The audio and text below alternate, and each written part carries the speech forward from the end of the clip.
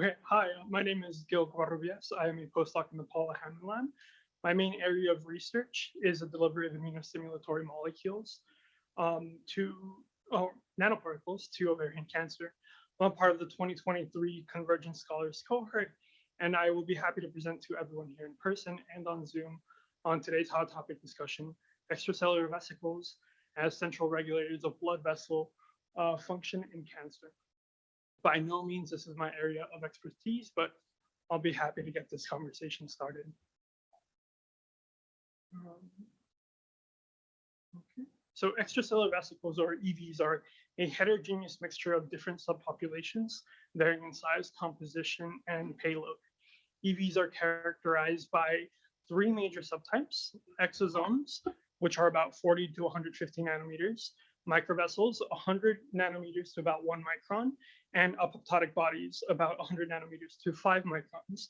EVs are used by cells as a means to produce or to promote cell signaling in other cells and may participate in proximal and or distal communication between cells. EVs are often found to enter the systemic circulation, where they must avoid clearance organs such as the liver, the lungs, and the kidneys, as well as the immune system.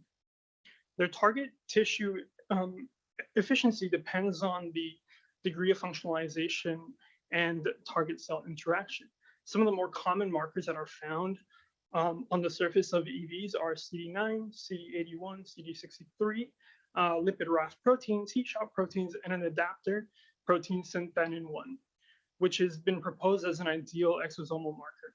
Of course, this list is not exhaustive. Extracellular vesicles have roles in a range of diseases, including cancer, cardiovascular disease, and neurodegenerative disease. For today's discussion, our focus will be on cancer. Cancer-derived EVs contain various tumorigenic factors that have the ability to accelerate tumor growth and promote metastasis upon internalization into recipient healthy cells. EVs can break down endothelial cells to promote migration, promote a pro-tumor microenvironment, enable the spread of metastatic cancers through the disruption of the blood vessel lumen, and promote inflammation through the secretion of pro and anti-inflammatory cytokines. Ways to prevent EV secretion or uptake may include the use of pharmacological inhibitors to prevent EV secretion, blocking their uptake, and inhibiting cargo loading pathways. Or we can even leverage EV uptake mechanisms through the development of engineered EVs to deliver therapeutic cargo. Furthermore, cancer-derived EVs can be used as diagnostic purposes, as they contain cargo that is representative of the parental cancer cell. The EV payload is quite extensive, ranging from lipids and proteins to nucleic acids, and a host of RNAs, including miRNAs and long non-encoding RNAs. In target cells, EVs elicit biological responses through the engagement of receptor-mediated signaling or through the transfer of surface and interluminal cargoes. Surface proteins on the recipient cell can enable signaling mechanisms and facilitate interactions with neighboring cells and with the surrounding ECM. In general, focusing on the tumor microvasculature, so in general, it is structurally and functionally abnormal. Under normal physiological conditions, the vasculature is structurally organized and composed of an inner layer of well-connected EC covered with a homogeneous basal membrane and parasite coverage. The blood flow is uniform and the tissue is well oxygenated. In tumors, the vasculature is structurally abnormal, characterized by increased EC permeability and heterogeneous coverage by the basal membrane and parasites. These features impair the oxygenation of the tissue, facilitate the access of cancer cells to migrate into circulation, as well as decrease the efficacy of cancer therapies. So here, focusing specifically on the vasculature modifications, molecular mechanisms mediated by cancer cell derived EVs enable the delivery of or transfer of mRNAs to recipient endothelial cells to regulate expression of target genes and the activation of signaling pathways that can directly affect the blood vessel formation. Circular RNAs and long non-encoding RNAs, as well as proteins, can also be used to deliver and promote angiogenesis. here is a pretty much a map that discusses the methods of targeting and producing therapeutic EVs. There are three major parental cell lines: the fibroblasts and endothelial cell lines, mesenchymal stem cells, and dendritic cells that are all used to be able to generate EVs. These EVs can be isolated through an assortment of different means, including tangential flow filtration, as well as ultracentrifugation, and can later be loaded with the desired therapeutic cargo, if need be. And then can be used to treat any sort of disease or pathological diseases, including cancer, neurodegenerative diseases, and those cardiovascular diseases that we spoke about earlier. There are an assortment of ongoing clinical trials with EVs, where these EVs have been produced from those cell lines that I had spoken about earlier, and are all being used in the clinic, or being used for clinical trials currently. So that's today's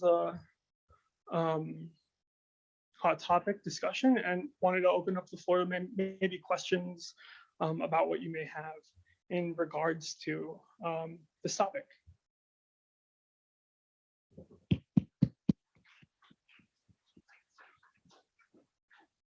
All right. So this really started from a question that Daryl had asked at the previous seminar when Carmen was speaking about the role of kind of like EVs and trafficking and the role on kind of like promoting a eugenic factor in context of tumor microenvironments. So we thought, oh, this would be a good hot topic. So the reason we did that. So does anyone have any questions or? Yeah. I actually do. This is really a great topic, and it probably is the biological version of LMP, or at least how I understand it. I'm wondering, how do you make sure, because one of the difficulties in EV field is to get them consistent and similar from either cell lines and so on, because concentration determination of them is not that easy. I wonder if you have an idea in that, and do you think you anticipate changes in the experimentation as you use them from different sources or different cell passages and so on? Yeah, so this is a super difficult question to answer because it is actively being explored currently in the EV field. I don't have a cookie cutter answer as to which way we should approach the isolation of the EVs, but I do know that there are current methods that involve the adherence of antibodies onto EVs to try to isolate them, as well as some sort of size exclusion using tangential flow filtration and other metrics such as ultracentrifugation. Well, thank you. Hey, Gil.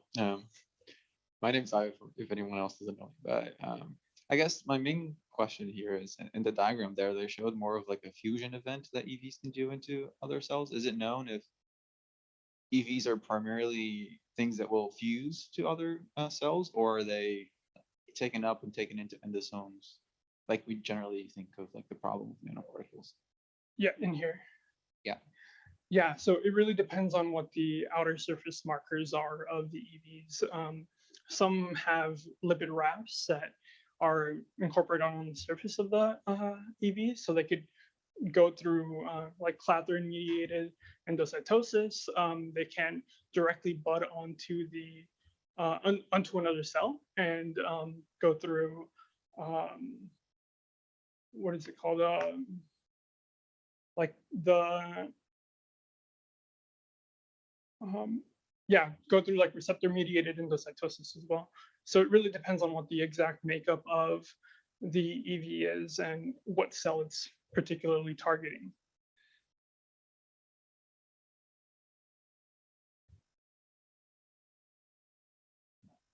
Thank you for the background. Do you know anything in terms of the proteins that are on the surface that allow them to sort of hide from these normal clearance organs you mentioned earlier, like the liver and the kidney and stuff? Because it's often a trap for other nanoparticle formulations.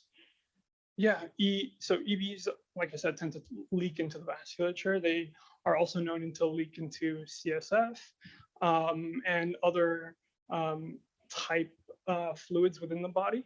They're highly stable, and it is in part due to what is believed a protein corona that is circumventing the EVs. So this protein corona sort of hides it away from your natural clearance organs and allows it to maintain in circulation a bit longer. Yeah, thanks, Gil. I think EVs are really interesting. There are a lot of companies now working on this Kodiak Biosciences and Cinda Biosciences. I was wondering, given that biomanufacturing could be a challenge, although I think there is progress, as you said, have you seen anyone try to synthetically recreate exosome properties by trying to understand which of these hey, there's a way to do it. But has anyone tried to take, I don't know, the lipid formulation that they see in nature along with these raft proteins and Try to just recreate shake it up and essentially. just recreate it? I know it's, simplistic, but I'm curious. Not that I am aware of. A lot of the ones that are currently under clinical trials are derived from cell lines themselves. But I'm not sure if anyone has tried to create their own EV. I guess the closest one would be like a LNP or a liposome, right, that we can create in a lab. But it will not have any of the proteins that are associated with EVs. Okay, all right, last question. Smell the pizza from here. It's not even a question. It's more of just a comment to the question from the audience, the Zoom audience. She had asked how people are characterizing these. And I know that a lot of people in the EV community are using the Spectrum-9 instrument actually to calculate concentration. Not that I'm trying to push that more. But it's pretty hot topic there, along with NTA type nanoparticle tracking analysis. All right, wonderful. Thanks so much, Gil. That was wonderful.